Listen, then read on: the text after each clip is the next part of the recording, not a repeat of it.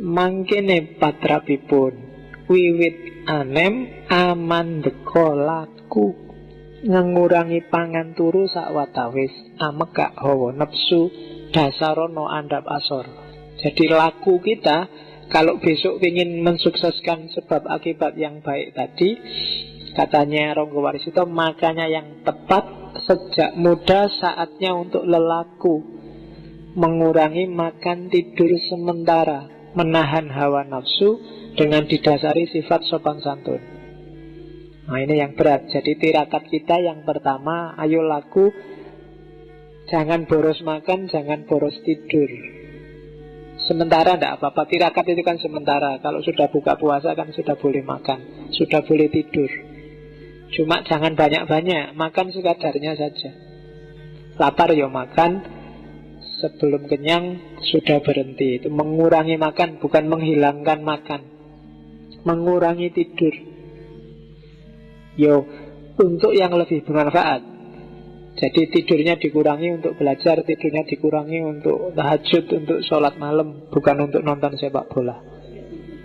Ya, kalau pas ada siaran langsung UCL, kalian mesti tirakatan kan?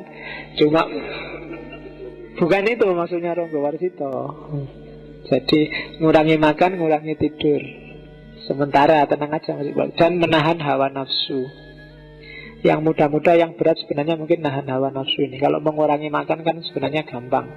Akhir bulan pasti kalian makannya agak kurang, duitnya serata entek. Tapi nahan hawa nafsu ini yang agak berat. Tadi ada 4 jenis nafsu, nafsu al-lawamah, nafsu sufiyah, macam-macam itu kan. Harus latihan. Yang namanya latihan kadang gagal, kadang sukses. Tapi semakin sering latihan, semakin mudah dilakukan. Jadi hawa nafsumu itu kayak binatang peliharaan. Kalau dilatih terus menerus ya dia akan jinak. Tapi setelah dilatih lama, dicuekin lama, dia bisa liar lagi. Harus kalian yang mengendalikan. Jadi kalau itu binatang ya, kalau itu kuda ya kalian yang ada di atasnya, bukan kudanya di atas kalian. Kalau kudanya di atas kalian gawat. Ya, jadi kalian yang harus di atas kudanya. Kalian yang pegang tali kendalinya. Jangan kudanya yang ngasih kendali di lehermu. Jadi tahanlah hawa nafsu. Apalagi yang muda-muda. Nafsu itu bisa disublimasi kok. Energi untuk itu bisa dialihkan ke yang lain. Makanya Nabi kalau sedang kesana terus nafsumu, sibukkan dirimu. Atau kalau Nabi ya puasalah. Fa'alaihi bisawm. Ya. Jangan sering-sering ke kamar mandi. Ya itu bukan nafsu, itu melampiaskan nafsu. Ditahan lah ya, jangan dilatih yang gitu. Terus sopan santun, andap asor. Ini yang anak muda kadang agak susah. Berat memang, apalagi anak sekarang kan ya, itu tradisi Pak, adat Pak. Itu feodal Pak, kan mesti kamu gitu. Enggak, itu dalam rangka menertibkan diri. Enggak gampang loh menaklukkan diri itu. Antara lain andap asor itu tadi. Sama yang tua cium tangan, kalau jalan menunduk, kalau ngomong enggak boleh ndanga. Itu sebenarnya trik-triknya orang Jawa, etiket Jawa untuk biar orang mudah menaklukkan dirinya sendiri. Orang itu paling gampang kalau disuruh sombong. Kalau disuruh merendah itu yang berat. Maka orang Jawa mengajarkan tata krama sopan santun, merendahkan diri. Terus anak muda jangan sampai nganggur, katanya Ronggo Warsito. Tinimbang lan angin nganggur, boyo becik ipil-ipil kaweruh, angger datan ewan panas ten sayekti, kawidyane wuwuh-wuwuh wekasan kasub kinaut. Daripada nganggur, lebih baik nyicil nyari ilmu. Asalkan tidak malu diberi nasihat sejati, hingga penuh ilmu, akhirnya nanti berguna. Jadi kalau kalian sedang off, merasa bete, pingin ngapain daripada nganggur, nyicillah ilmu. Di sekelilingmu semuanya pelajaran. Baik ada yang tertulis, ada yang tergelar. Terus tambah ilmumu. Jangan malu kalau diberi nasihat, baik oleh tulisan, oleh lingkungan, maupun oleh orang yang lebih pandai. Sampai kamu penuh, akhirnya nanti berguna. Jangan khawatir. Jadi mumpung masih muda, nyicil, ipil-ipil kaweruh. Nah, besok kalau kalian punya kelompok diskusi, gak usah dikasih nama bagus-bagus, kasih nama ipil-ipil kaweruh. Tidak apa-apa, itu khas Jawa. Jadi kita bikin kelompok diskusi yang namanya ipil-ipil kaweruh. Nah, jadi nyicil-nyicil, ngupil-ngupil pengetahuan. Jadi dikit-dikit tidak apa-apa. Kalau banyak kamu geblak nanti. Sidik-sidik, nanti paham. Lama-lama ngumpul. Ilmu itu kan karakternya semacam itu. Kalau kalian nafsunya besar, pingin pinter, dadak, terus beli buku besar-besar, percayalah buku itu tidak kamu baca. Ya, wis to. Paling kamu bolak-balik tok terus taruh, terus tidur. Iya.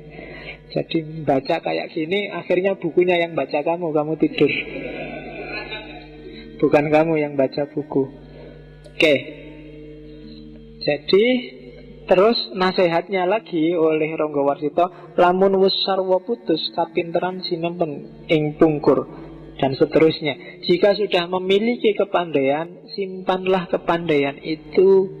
Jangan sombong, jangan kemenyek. Kalau bahasa di tempat saya kemenyek. Kemenyek itu kemaki, melete. Ya, bahasa-bahasa itulah. Ya, jadi justru cirinya orang pinter itu ketika dia tidak pamer pengetahuannya. Semakin orang suka pamer, itu semakin menunjukkan bahwa dia dangkal. Sama kayak kalau kamu baru belajar silat atau belajar taekwondo, belajar apa itu. Kalau baru belajar kan tiap hari mesti kamu pamer, melete kan mesti. Ada apa-apa dikit, tenang aja, tak belain. Ini mesti gitu. Oh ya ngerti-ngerti ya. Jangan deh, perlihatkan kebodohan. Semakin berat ilmunya, semakin menunduk kepalanya. Dan jangan salah, di samping rendah hati, gayamu yang menunduk tadi akan mempermudah dalam bertindak tanduk dan berhubungan dengan orang lain. Tidak ada orang yang senang bergaul sama orang sombong, meskipun dia pinter. Kamu sendiri yang merasakan mungkin IP-mu 2 sementara temanmu IP-nya 4. Kalau kamu temanmu ini sudah IP-nya 4, gaya lagi. Yo, gak apa-apa sih kan, IP-nya 4 gaya gak apa-apa. Cuma gak enak kan kamu punya. Rasanya itu mending gak usah deket-deket dia deh, daripada dilecehkan terus. Dikit-dikit ngomong IP2, dikit-dikit ngomong IP2. Gak usah lah, meskipun kenyataannya begitu.